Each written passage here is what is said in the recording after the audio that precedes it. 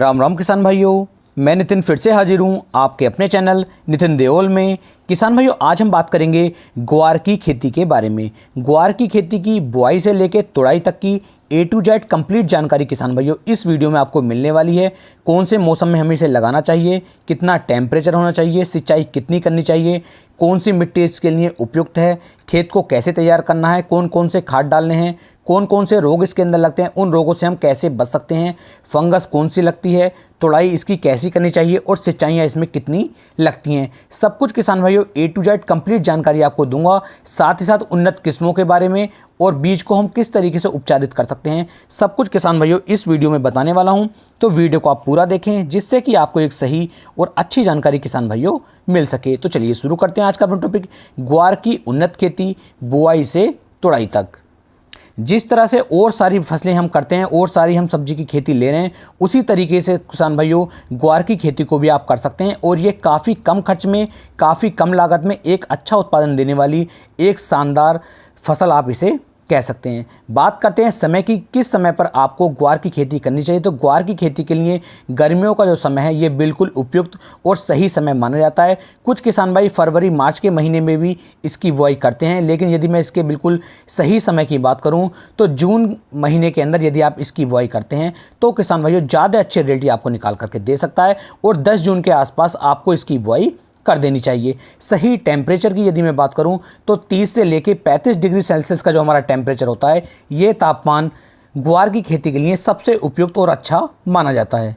अब किसान भाइयों बात कर लेते हैं मिट्टी की कि उपयुक्त मिट्टी ग्वार की खेती के लिए कौन सी रहती है। तो जो हमारी जल निकास वाली बालू दोमट मिट्टी होती है, ये मिट्टी सबसे उपयुक्त और अच्छी मानी जाती है ग्वार की खेती के लिए। यदि पीएच मान की बात करें कि मिट्टी का पीएच मान हमारी ग्वार की खेती के लिए कितना होना चाहिए, तो 7.5 से लेकर के 8.5 के मध्य यदि पीएच मान है तो ग्वार की खेती के लिए सबसे उपयुक्त तापमान मतलब पीएच ये माना जाता है। बात करते हैं खेत की तैयारी की कि खेत को हमें किस तरीके से तैयार करना चाहिए। किसान भाइयों, खेत को तैयार करते समय आपको ध्यान देना है कि सबसे पहले खेत की गहरी जुताई करवाने के बाद खेत को समतल करवाएं, उसमें कंप्यूटर का मांझा अवश्य लगवाएं, क्योंकि यदि खेत हमारा बिल्कुल समतल होगा, इकसार होगा, तो उसके अंदर पानी भरने की समस्या नहीं आएगी। क्योंकि ग्वार की खेती के अंदर सबसे बड़ी समस्या आती है जड़ गलन की। यदि खेत के अंदर पानी भरेगा तो जड़ गलन की समस्या आएगी और आपकी जो पैदावार होगी वो किसान भाइयों काफ़ी हद तक कम हो सकती है। तो खेत को समतल अवश्य करवाएं।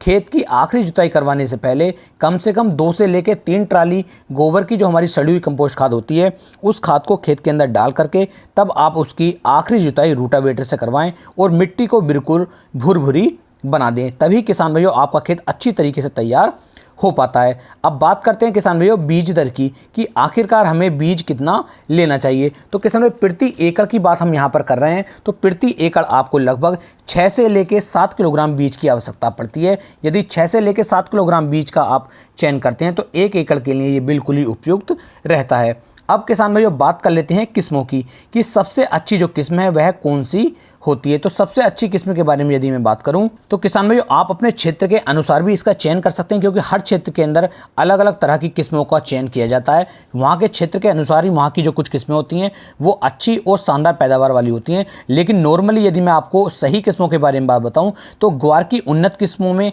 HG 365, HG 563 व ग्वार की एक नई किस्म आई है किसान भाइयों HG 220।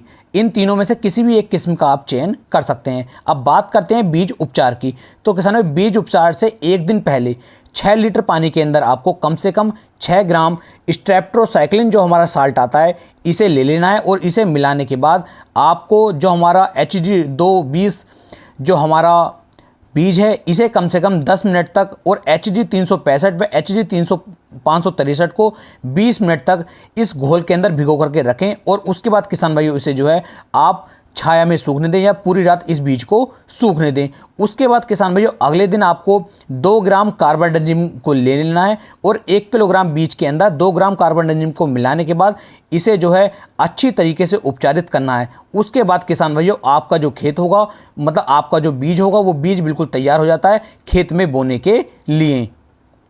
यदि किसान भाइयों आप बीज उपचार नहीं करते हैं तो आप इससे काफ़ी ज़्यादा नुकसान ले सकते हैं, क्योंकि बीज उपचार करने में बहुत ज़्यादा खर्चा नहीं आता है।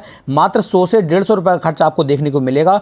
और यदि आप बीज उपचार कर लेते हैं तो ये कम से कम आपकी पैदावार को 30 से 60% तक बढ़ा सकता है, या फिर उसकी अगर आप बीज उपचार नहीं करते हैं तो 30 से 60% तक की कमी भी आपको देखने को मिल सकती है।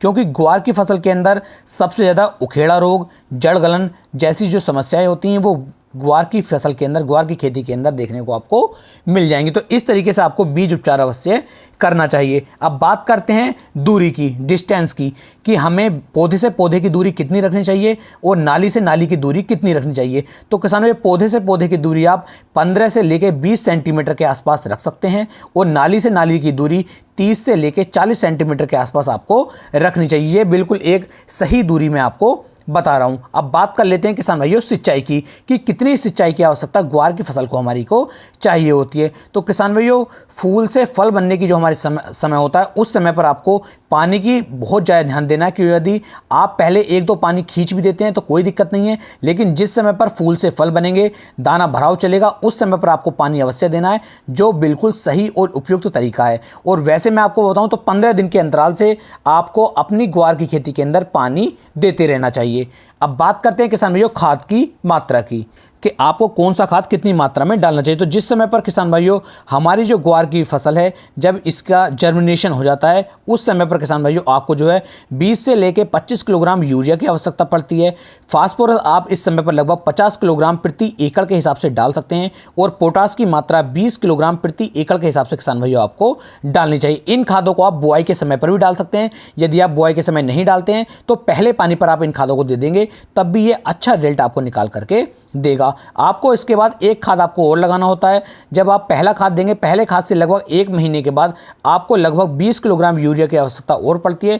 उस समय पर आप यूरिया और डालेंगे तो हमारा पौधा और भी अच्छी तरीके से ग्रोथ कर सकता है। अब बात करते हैं रोगों की, कि ग्वार की फसल के अंदर सबसे ज़्यादा रोग कौन कौन से लगते हैं। तो पहले बात कर लेते हैं किसान भाइयों जड़ गलन की, क्योंकि हमारी ग्वार की फसल के अंदर जड़ गलन की समस्या सबसे ज़्यादा देखने को मिलती है। तो यदि बारिश हो जाती है और जड़ गलन हमारे खेत में आ जाता है तो किसान भाई मेटालैक्सिल प्लस मैनकोजेब जो हमारा टेक्निकल आता है, इसे 30 ग्राम आपको ले लेना है और 15 लीटर पानी के अंदर मिलाने के बाद तब आपको इसका स्प्रे करना है। अच्छे रिजल्ट आपको निकाल करके देगा। कभी कभी इसके अंदर आपको बैक्टीरिया की समस्या भी दिखाई देगी। तो बैक्टीरिया बेलाइट जो हमारी रोग है, ये भी किसान भाई ग्वार की फसल के अंदर आ जाता है। यदि ये आता है तो आपको स्ट्रेप्टोसाइक्लिन 3 ग्राम और कॉपर ऑक्सीक्लोराइड को 50 ग्राम ले लेना है, और अपने एक टैंक के अंदर डालने के बाद तब आपको इसका स्प्रे अपनी फसल के ऊपर करना है। इससे भी किसान भाइयों बैक्टीरिया ब्लड बिल्कुल जड़ से खत्म हो जाएगा।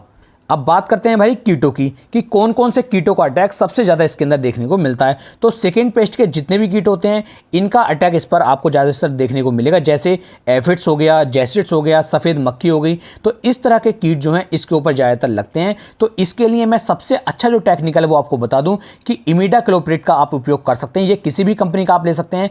और इमिडाक्लोप्रिड जो हमारा 17.8% SL फॉर्म में आता है, इसकी मात्रा आपको 15 ml इसे लेना है और 15 लीटर ही आपको पानी लेना है, और अच्छे से मिक्स करके आप इसका स्प्रे अपनी फसल पे कर दीजिए। सभी तरह के सेकंड पेस्ट को ये कंट्रोल कर लेता है। कभी कभी यदि इल्लियो का अटैक आपको इस पर दिखाई दे तो इल्लियो के अटैक के लिए आप किसान भाइयों इमामेक्टिन बेंजोएट का उपयोग कर सकते हैं, जो आपको 5% SG फार्मुलेशन के साथ मिल जाता है। और इसकी मात्रा 7 से लेके 8 ग्राम प्रति 15 लीटर वाले पंप के अंदर डाल करके आप इसका स्प्रे कर दीजिए। इससे किसान भाइयों इल्लियो का अटैक बिल्कुल ही खत्म हो जाता है। अब बात करते हैं किसान भाइयों फाइनल स्टेज की, यानी कि इसकी तुड़ाई की, कि इसकी तुड़ाई हमें किस तरीके से करना चाहिए। तो कभी भी पौधे को झटक करके इसे नहीं तोड़ना है। बड़े आसानी के साथ किसान भाइयों, बड़े मध्यम हाथों से, बड़े प्यार के साथ आपको इसे तोड़ना है, जिससे कि अच्छी तरीके से तुड़ाई भी हो सके और हमारे पौधे को कोई भी नुकसान ना हो। क्योंकि ये पौधा काफ़ी मुलायम, काफ़ी लचीला होता है, तो थोड़ा सा झटका लगने से भी ये टूट सकता है। तो नुकसान नहीं करना है, सिर्फ आपको अच्छी तरीके से तुड़ाई करके इसकी जो है बिक्री करनी है। तो उम्मीद है किसान भाइयों बुआई से लेकर तुड़ाई तक की सारी जानकारी मैंने आपको अच्छी तरीके से दे दी है। यदि वीडियो पसंद आई हो तो वीडियो को आप शेयर भी कर सकते हैं। फिर मिलेंगे एक नई वीडियो में, तब तक के लिए सभी किसान भाइयों को राम राम जी।